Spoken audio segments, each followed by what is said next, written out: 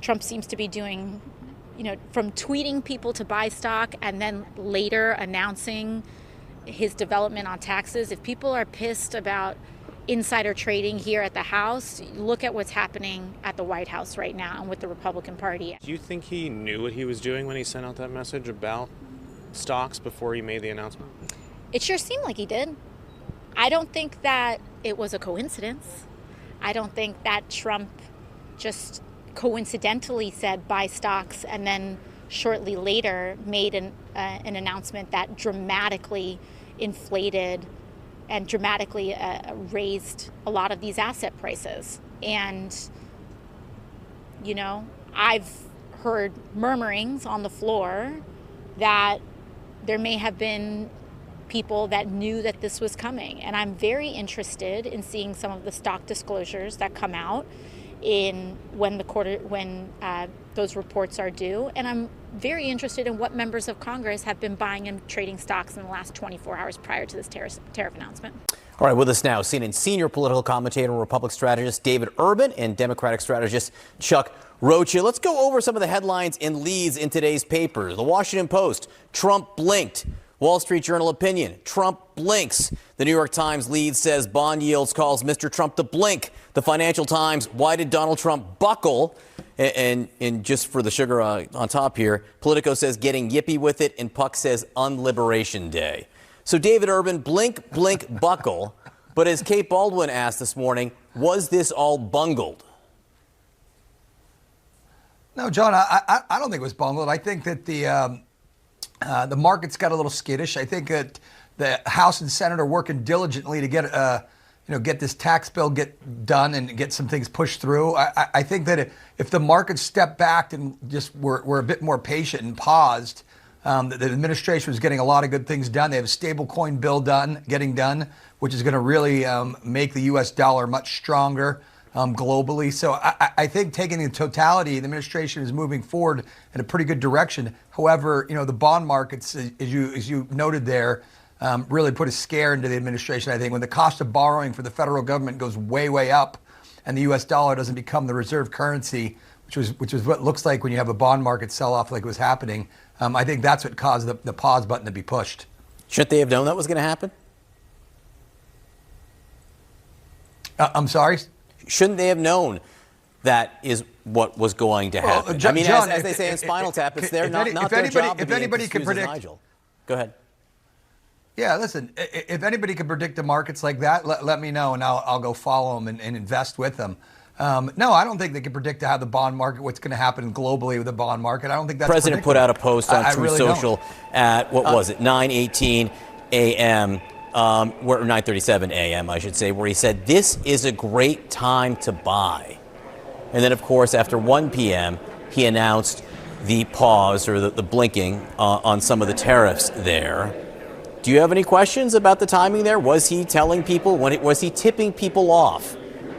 Was it market manipulation? No, actually, we had lunch with a major stockbroker, from New York, and we were talking to him about this tariffs and all that. And then one of the things he said was, "It's time to buy." And he had no idea what was going to happen later. I mean, look, you buy when the market is low, and the market has just taken a pretty big dip. That's when the smart people start to buy. Like I said, everybody needs to calm down and not panic. Well, some people did panic, all right, and they sold programs. The Democrats are out right now trying to make hay out of the fact that we're going to gut Medicaid and all these other things. It's simply not true. We're going to protect the essential programs for everybody who's eligible to receive those, and you'll see that reflected in the final bill. But I think it's very important for us to note that we'll be looking for $1.5 trillion in savings, and I can tell you that many of us are going to aim much higher and find those savings because we believe they are there. We want to make government more efficient, effective, and leaner for the American people. And I think that will serve every American of every party, and we're happy to do that. I'll tell you this, from talking to a lot of my Republican colleagues, they're running out of patience on right, this back and forth on everything, right? Just the general chaos of how everything is running out of this administration. But Congressman, running out of patience to what end? So what do you do for your constituents? What do they do for their constituents who are calling them? Well, listen, what they can do for their constituents is actually start speaking out and joining bills like this one and saying enough's enough, right? Until these Republicans start actually breaking publicly and start saying you can't do this and raise prices and go after people's retirement savings and run an economy, a global economy this way, until they start speaking out en masse, we know he's not going to, the message will not be clear to the White House. But I think you're starting, as you saw in the Senate, with 7 Republicans speaking out and joining that legislation. Now you're seeing some people on our bill, and we've had a great interest from Democrats and Republicans. I think the dam's starting to break because they're getting so much pressure from home about when you start messing with people's pocketbooks and their wallets, when you start messing with their retirement savings, it's a whole different deal. And I think that's what you're seeing right now, very front and center, which is part of why I think the president just reversed himself. That even some of the critical programs that the Trump administration said they didn't mean to cut, apparently are still cut. Quote, last week, some officials were given lists of contracts and awards that remained active. But by the weekend, many of those projects had been axed. Then on Tuesday, yesterday, some of the programs were restored with little explanation. But now, still, the administration has, quote, slashed many of the programs it had pledged to preserve. They cannot explain what they're doing. They cannot defend what they're doing. They cannot commit to what they're doing. But they also can't even reverse what they're doing when they try to reverse it, because they are so incompetent they can't even fail properly.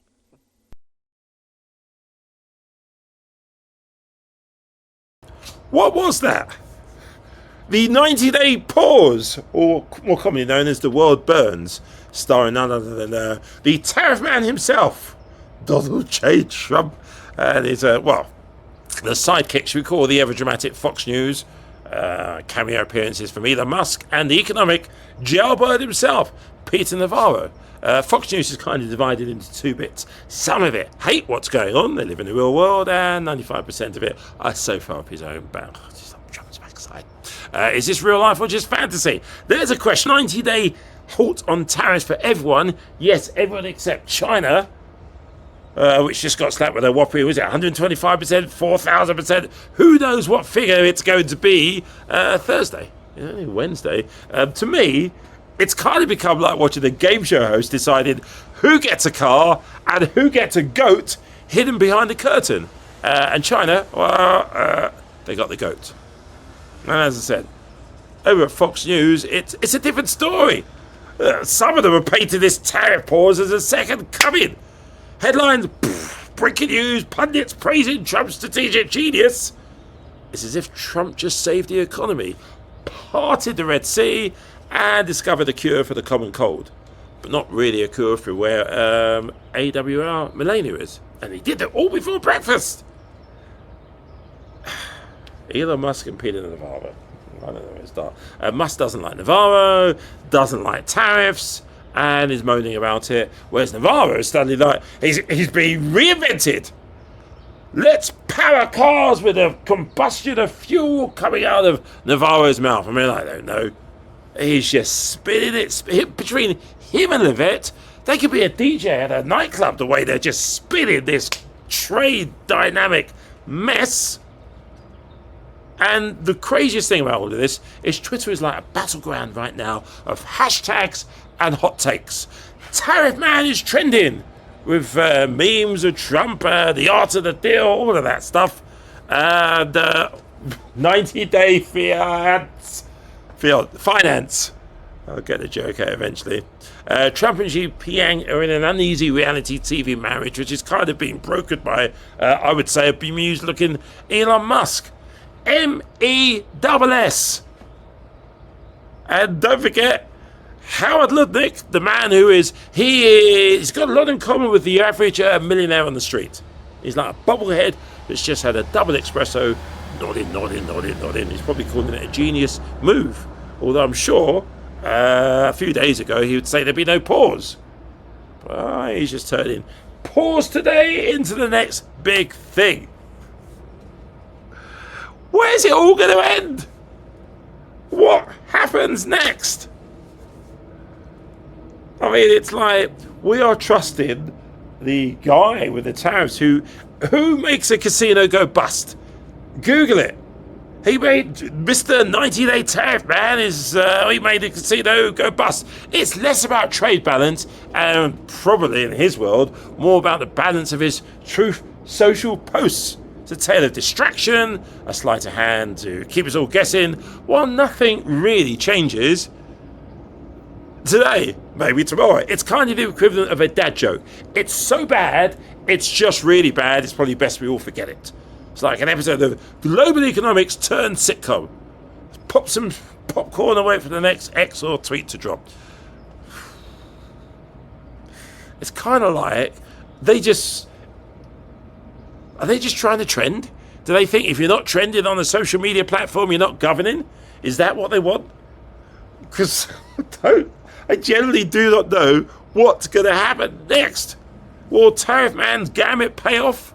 Or will it go down as just another blip in the history of economic policy misfires? Excuse the cliche, only time will tell. But one thing is certain, in the world of politics, social media, it's actually entertainment, really. It is entertainment.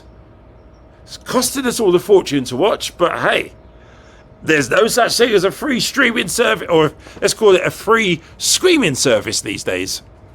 I think the answer is leverage, simply leverage, and now he's going to be able to deal with all these other countries and continue to isolate the bad actor, which is China. People that he's serious. I think he's shown people that he's crazy, he's mercurial. Honestly, if it was Kamala Harris behaving this way, they'd call her hormonal and hysterical, right? Look. Well, you'd have to get elected to be. But, well, yes, and if she had been elected and if Hillary Clinton had been elected, if any woman had been elected and been acting this way, they'd say it was menopause. She would have never stood up to China, so I think this is a mood issue, right? No, it's not a mood issue because his craziness and the way that he acts, and this is not in a vacuum, because it's not just the tariffs. It's the first thing he did was attack Panama, Greenland, Denmark, Canada, allies, abandon Ukraine, cozy up to Russia. It's been one thing to after another. But this is also very, very similar to what Doge has been doing, where they go in with a sledgehammer when everybody talks about needing a scalpel. With these tariffs, again, went in with a sledgehammer, caused fear, destruction, distrust, when it could have been done with a scalpel in a strategic way. That's just not the way he operates. Even the administration was have to do the same thing I just did to Shermichael, in fairness to my friend over there. Because my question to you was, do you think that it is right or wrong to go after, for the president to use the Justice Department to go after his political enemies? I think it is fine for the president to express law enforcement priorities. I think that the Department of Justice should exercise the same judgment that they would exercise on anyone else as it relates to whether someone should be criminally investigated. But here's what The president, however, is still pushing aggressively against China, raising tariffs even more against the communist nation to 125%. Meanwhile, for the other nations, the reciprocal tariff have been paused for 90 days, but a 10% baseline will still be in place. We've got the best guest to talk about this. He is the director of the National Economic Council. Kevin Hassett joins us from the North Lawn. Good morning to you, Kevin. Good morning. Hey, guys. I see that shortly after they paused, you went into the Oval Office with some other high-ranking officials, and you talked about, among other things, the fact that one of the things that was freaking people out is there was a gigantic sell-off in the U.S. bond market. And U.S. bonds, treasuries, have always been seen as the gold standard around the world, and if there are cracks in that, we're all kind of screwed. Well, as an economist, I can say that my judgment yesterday morning as I was watching interest rates climb up quite a bit, that a lot of the people who normally buy U.S. treasuries were wondering whether the president was really serious about what he was saying when he was saying that we're going to renegotiate better deals for the American people. And I knew he was serious, and he knew he was serious. And we had been working on plans for the negotiations for weeks, and even had a couple of deals lined up that maybe were close to being announced. And we're getting ready to talk about, well, what's the next stage? What's the next step for the negotiations? I even yesterday morning was on a call with the president, with the Swiss president, talking about a Swiss trade deal. And so the point is everything was moving, but then when the bond market started to say, hey, we don't believe these guys, I think the president decided on his own, really, that, well, we're going to announce this anyway, we might as well do it today. There's a little bit of an extra push for the bond market. But this is the plan that he was pursuing all along. So did you know about that? Thank you, Lawrence. Did you know this was part of his plan? He was going to do I this knew that on he had Thursday? options that he wanted us to prepare in a very orderly fashion, unanimity between everybody from Peter Navarro to Howard Lutnick to Scott Bessent to me, and Vice President. He was also in on it, and the fact is that there were options for the president. That's always what he likes to see, and then he had the options and he was thinking about them, and then he made, I think, the absolutely right, decisive call to go with really the bigger move rather than announce one or two trade deals, but go with the bigger move so that everybody in the world understands that he means what he says, that he wants people to be fair to American workers. And we saw so much progress in the last few weeks once we started to announce that we're going to do this and then actually do it, that the president was sure that the process was being successful and so he could move ahead to the next step. So, Kevin, let's talk China. And when you look at some of the numbers, it's pretty stunning. When you talk about the U.S. exports to China, it's $143 billion. The imports from China are $438 billion. But when you look at the deficit with China, it's negative $295 billion. So what's the goal, Kevin, always to isolate China and push them to the negotiating table? It doesn't look like they're caving yet, but it looks like that's the president's goal, right? Well, I think his first goal always was to advantage American workers. Remember, when China entered the WTO, then for the next 15 years, real wages in the United States went down by about $1,200 cumulatively. So all those cheap products didn't make welfare better off for American citizens because wages went down by more than prices because of the low demand for American workers. Right. And so what President Trump's been doing is he's been trying to drive up demand for workers, drive up wages so that real welfare improves, and he's highly confident that this policy will accomplish it. Right. There's going to be a lot of disruption for China right now because they've been dumping cheap goods into the U.S. And doing so, I think, as a strategy that has national defense implications. And so what's going on right now with China is that the ships that are filled with Chinese products don't know where to go. They're stuck in port. The factories that are making the Chinese goods are going to have to slow down because they don't have ships to load the stuff into. Right. And that's going to put a lot of pressure on China to stop its bad acting and to come to the table. Yeah. And Kevin, before the president paused the tariffs, the Wall Street Journal says, and they talked to a couple of people who are close to the president's thinking, the president knew, and he talked about how, we're all going to feel some pain. You're going to feel some pain. He knew there was pain. He knew the tariffs could trigger a recession. His worry was that it would cause a depression. Did you know that the president was concerned with a depression? I think that you have to think about what the scenarios were that we were playing out for the president. One scenario is that we come out with tariffs and non-tariff barriers that are at the level of our trading partners and they don't respond. And in that scenario, it's going to be pretty bad for the global economy. But the good news is that we're making America great again with Trump policies, but we're also rebuilding the global order because the other countries that are coming to the table are more or less going to be adopting Trump, anti-globalist policies as well. And it's going to be great for their workers, and it's going to be great for our workers as well. Kevin, what about the deals? We want to see deals. We want to see win after win after win. We want to see countries coming into the White House signing deals. When will that happen? Right. And which countries? Well, I'm not going to name the countries yet. In fact, we have a meeting today with all the top principals where we're going to present to the president a list of what we think his priorities might look like, and then I'm sure he's going to have his own ideas about where to move things. But I can tell you that we've already got offers on the table for more than 15 countries. 15 countries. Great. Now, that doesn't mean there's a deal, but it means that you've heard the much larger number for people who call and they want to talk. But there are specific offers on the table, I've been informed from USTR, of about 15 countries right now. And so this is moving fast. The thing that I joked about when we said the 90-day pause is that we're going to go around the world in 80 days and have 10 days of rest. That's our plan. Good plan. Thanks for joining the program this morning. Thank you. Thank you.